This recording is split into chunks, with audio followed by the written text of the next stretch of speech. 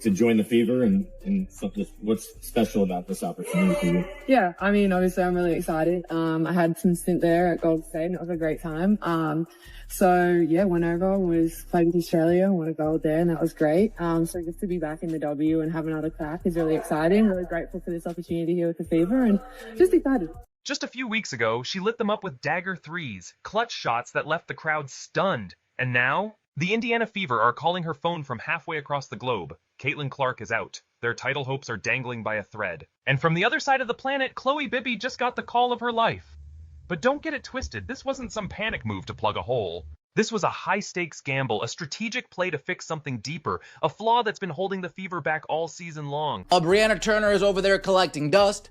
We need somebody off the bench that can come in with some size and rain threes until Damaris' dentist shot begins to fall, and we go out and we get one. Chloe Bibby. Last time we saw Chloe Bibby, she dropped 12 points against the Indiana Fever. Wait for it, in her WNBA debut. She shoots over 40% from the field. She shoots over 40% from three. And the way this all went down, Wild doesn't even begin to describe it. Chloe Bibby, fresh off a run with the Golden State Valkyries, just signed with the Indiana Fever. And if you've been watching closely, this won't shock you. The signs were there. She balled out with the Valkyries, even if it was only for 5 games. While their main squad went overseas, Bibby stepped in, kept the ship afloat, and made it loud and clear. She belonged. Big news, breaking news, Chloe Bibby, who was recently on the Golden State Valkyries, has been signed to the Indiana Fever.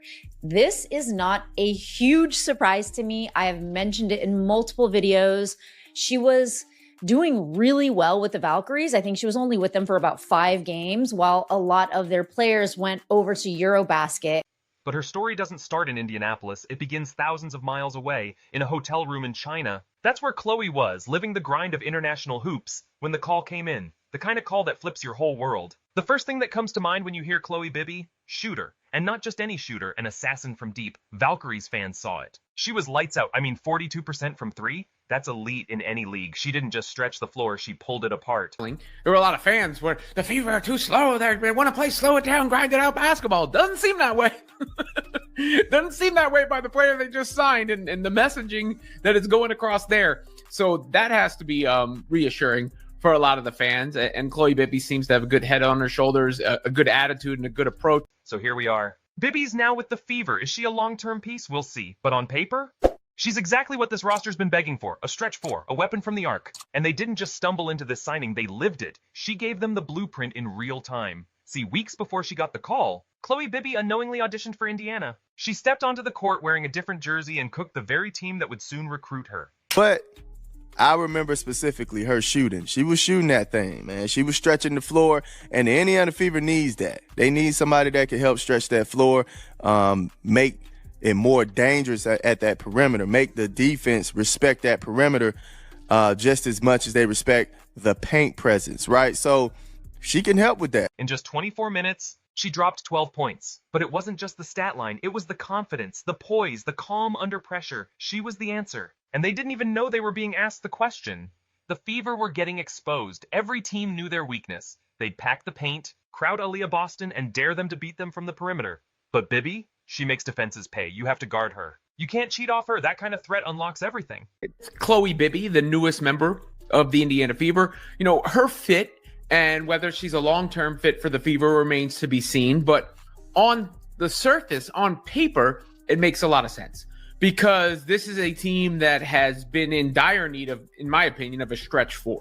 And that is what Bibby, skill set wise, is capable of doing. We don't have a huge sample size to work with. Obviously, she had a short spurt with the Valkyrie. And when you look at her percentages, especially from deep, they don't just speak, they scream. She's not just a shooter, she's a system changer. But while her brief WNBA moments are impressive, they're just a glimpse of what she's capable of. Overseas, Chloe Bibby wasn't just playing, she was dominating. In Poland, MVP of the league, almost 21 points a game, nearly 6 boards, and relentless effort on both ends. In the Euro Cup, she upped the ante again. 22 points per game, nearly 8 rebounds, and 2 steals. That's not role player energy. That's centerpiece material. The main thing I remember about Chloe was the fact that she could shoot, right? That's the main thing I remember about Watching her games with the Valkyries, if y'all don't remember that, she was on the Valkyries. I think she played for the preseason and she got signed again, didn't play like 5 games. She finished with like 42% shooting from the 3.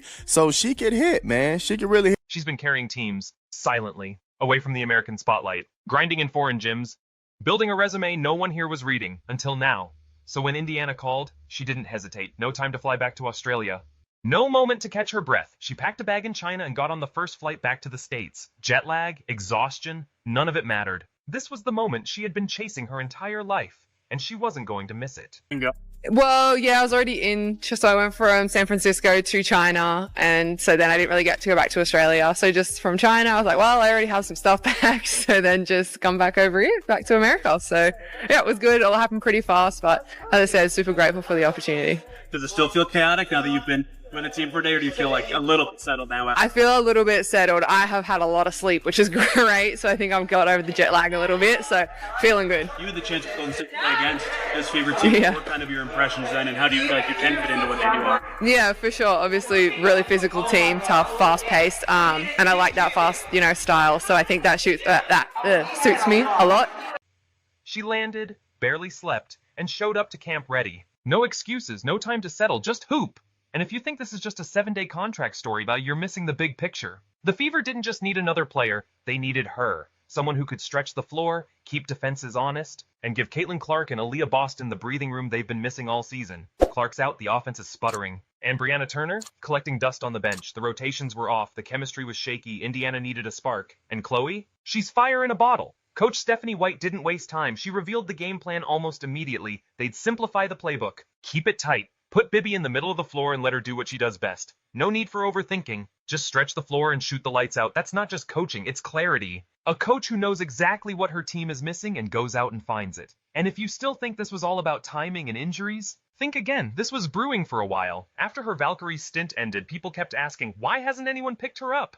Because she proved herself. She played her way into the conversation. And now she's got her shot. But there's one part of this story that makes it even sweeter. Years ago, Caitlin Clark and Chloe Bibby weren't teammates. They were rivals. Big Ten showdowns. Clark's Iowa versus Bibby's Maryland. Sold-out arenas. High stakes. Physical battles. They went toe-to-toe before, and now they're sharing a jersey. That history? It matters. Bibby's not afraid of Clark's spotlight. She's faced it before. She respects it, but she doesn't fear it. And now, with the Fever chasing a playoff berth, or maybe more, they need that fire. Some think this is just a temporary fix. A stopgap until Caitlin returns. But others believe this could be something more, a permanent spot, a new direction, a signal that the Fever aren't just waiting on Clark to save the season, they're building something. Because Chloe Bibby doesn't just bring shooting, she brings grit, experience, championship DNA. She's represented Australia on the biggest stages, she's won medals, she knows what pressure feels like, she's been there. And for a young team still learning how to close out games, that presence is everything. Bibby can play big, she can play small. Put her in a traditional set next to Boston, and she spaces the floor. Run a modern, small ball lineup with Howard or Michaela Timpson at the 5, and Bibby becomes a matchup nightmare. That's the kind of versatility that wins games and maybe championships. So here's the real question. Is Chloe Bibby just a 7-day wonder, or is she the missing piece? She flew across the world, stepped into the spotlight, and brought with her a game built on precision, patience, and quiet power. Caitlin Clark is the superstar. Aaliyah Boston is the anchor. But Chloe Bibby, she might just be the glue, the sniper, the spark. And maybe, just maybe, the difference between another rebuild and a real run at the crown.